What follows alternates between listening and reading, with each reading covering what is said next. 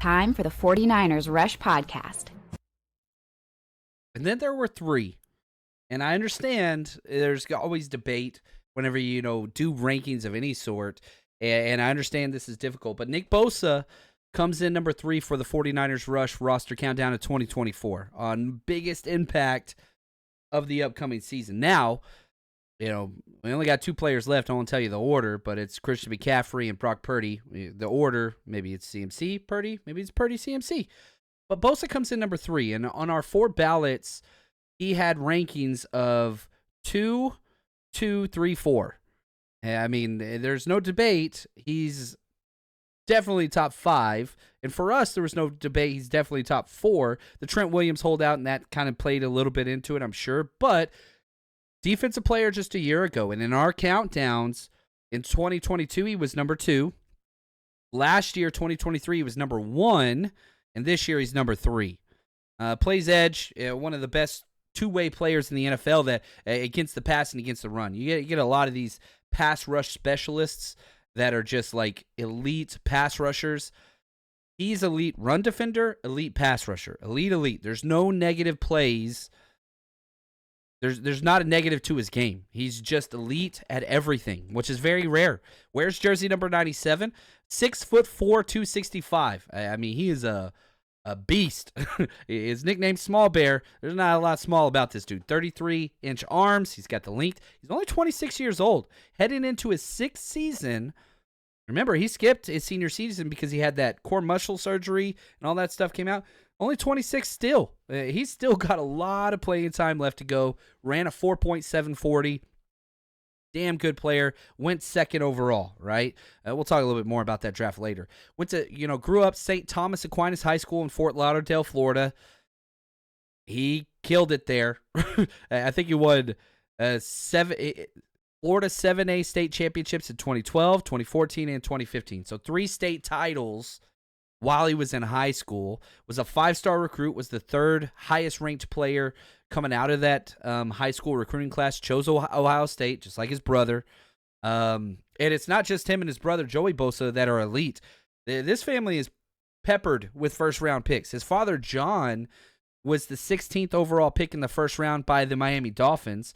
And then the next year, they took his future uncle-in-law, Eric Camaro, with the 16th pick as well. So, Bosa's drafted ahead of all of the former first-round picks in his family. 2nd, brother Joey went 3rd. Dad went 16th. Uncle went 16th. I mean, they are just, it's crazy. Talent, pedigree, check. Just what it is. Was the 2017 Big Ten Defensive Lineman Player of the Year. His brother also won that award. And so, it's there. On our draft write-up, some of the things I wrote: never skips leg day, the best hands in the NFL compared to other defensive ends. He's just a technician, and just still, these are the ways in which he wins. It's funny because most ends that go at the top of the draft, elite burst, elite bend, they just got that. That's not really Bosa's traits. Yeah, he's got burst. Yeah, he's got bend. That's not really how he wins. He's a technician with power and is just... I don't know how you want to say it. One of those just psychosomatic brain guys that understands what he's going to do on every play. I know whenever you watch the press conference, he kind of comes off like Eeyore and doesn't really care about things and, whatever else, slow. No. This guy understands and has written up game plans against every single offensive tackle he goes against and understands how to beat them all. Now, injuries have been an issue. There's no doubt about that. Core muscle surgery. He had the ACL tear in 2020 where he played all but 2 games. That's just been an issue and will always maybe be an issue in the NFL. But I understand. Those are rough. But how did he respond? Comes back, Defensive Player of the Year in 2022, got the big contract, 2023, and for as great as the 49ers history is, and I'll put it up there with any tradition of any other NFL team, and we can have that argument. They have only had 3 Defensive Player of the Years in all of franchise history. Dana Stubblefield, Deion Sanders, now Nick Bosa. And he's just so freaking good, and some of his best games have been in the postseason. or the Super Bowl in 2019. Like, he shows up when it matters most. Defensive Rookie of the Year 2019, First Team All-Pro 2022. He's been a Pro Bowler every single year that he's played. The only year he didn't make the Pro Bowl is when he tore his ACL in week 2. But good Lord, led the NFL in sacks with 18.5 in 2022. Just crazy. I mean, his career is already like Hall of Fame worthy level. Like, and I know that sounds crazy to say, but I pulled up the Hall of Fame monitor on Pro Football Reference. I don't think he's there yet. He's got a 43.68 score, which is 53rd best amongst all defensive ends in NFL history. He is basically 0.2 of a point behind Fred Dean, who's in the Hall of Fame. He's already ahead of guys like Tamba Hali, Justin Tuck, Elvis Dumervil, Javon Curse. But he's a way to go from a lot of the greats. Charles Haley, for example, had a 63.0. He's at a 43.6. Richard Dent, 64.4. Dwight Freeney, 85.5. He's got a lot more work to do. But you go look at, whether you're looking at his contract, I mean, he's signed all the way through 2028. The Niners got this guy for 1, 2, 3, 4, 5 more seasons under contract. And the salary caps still aren't bad. His salary cap this year is $14.6 million. That's it. It doesn't balloon up till 2026. That's where it gets pricey, $42 million. But still, if Nick Bosa is playing at the level he's playing now and the salary cap doesn't go up, you're okay with that. You could restructure all those things, whatever else. But the cap hit this year, 14.6. 2025, Bosa's cap hit, $20 million. Beyond manageable. It's the 2026, $42 million. 2027, $52 million. 2028, $42 million. That's where it gets just like, ooh, all right, that's spicy. It's up there. And one of my favorite things about Bosa, he's improving his PFF scores, and I know you got to take this with a grain of salt. It's gone up every single year besides the year he tore his ACL. Rookie year, 86.7. 2021, 88.3. 2022, the year he won Defensive Player of the Year, 90.9. And then last year, 2023, 92.7. Like, just constant incline. One of the best run defenders in the NFL. It's so incredible how good he is versus the run. Dude is just, man. Showed up for OTAs this year, first time. And he's talked repeatedly about just how it's great to have a normal off season after the holdout. He wasn't in football shape, and that affected his play last year. But, man, if you told me I could have Nick Bosa's 2023 season again, I'd take it because it was just so effective.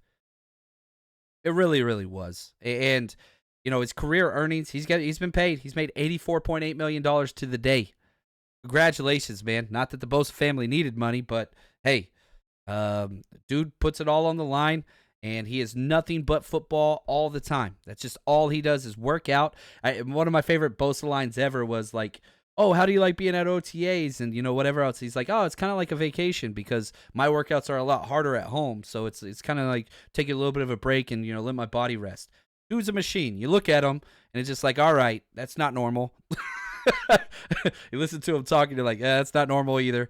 He's a created in the lab, genetically, physically, whatever, mindset. He's what you want. Now, what's ahead?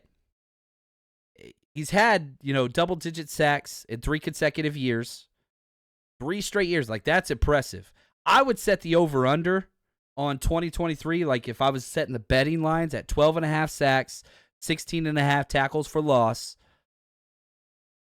That's fine. Like, you take that and you're just like, cool, boom. That's a Pro Bowl year. That's a top 5 defensive end year. Now, if you're talking Defensive Player of the Year, those numbers won't do it. You got to get up in the 17, 18 sacks. You got to get up in the 20 tackle for losses. That's just, it's rare. A lot of players never do that in the history of their career. We get spoiled here because we've already seen Bosa do it. And so it's like, all right, let's go. Let's get that type of play. It's going to be a little bit different this year. There's been a lot of change on the defensive line. But having Leonard Floyd opposite him, that is the best defensive end that has played with Nick Bosa in his NFL career. Hands down. That's not even debatable. Can Leonard Floyd stay healthy? Can he shift some of the focus away? Can Javon Hargrave have a much better year than he did last year? It was all right. It was a terrible postseason. Can Malik Collins, get some pressure up front? These are all questions. Can the 49ers secondary be better to the point where now quarterbacks are holding the ball better, or maybe a split second longer, a quarter of a second longer to allow Bosa time to get there and clean up some of those sacks? These are questions because the 49ers secondary projected to be better than any point in all of Nick Bosa's career. So if you told me that quarterback's going to be holding that for a tenth or 2/10 of a second longer because the coverage is better downfield, man, Bosa could go out there. Career year from Bosa, 49ers getting a first-round bye. They're going to be the 1 seed. That's all there is to it. I love this guy, and it's just so nice to have such a consistent, reliable factor out there on defense. And I know we've probably talked way too much about sacks in this show, but just how disruptive, and every single team that plays the 49ers on offense, the first thing that they're going to talk about. Fred Warner's amazing, and I love Fred Warner, but the first thing they're going to talk about is number 97. They've got to figure out how to stop Bosa with chips, with tight ends, with overload things. Don't run that side. All that. Like, it changes the way teams play the 49ers. And for Nick Bosa, man, I hope he goes out there and balls out. Number 3 on our list. Just an absolute stud. Again, one of the testaments to just how great this 49ers roster is. The fact that he's number 3 on this list. He would be number 1 on probably 20 different NFL teams. But for the 49ers, he comes in number 3. We got 2 more of these left to go. Good Lord, we've done a lot of shows. But for us, we'll just keep counting them down.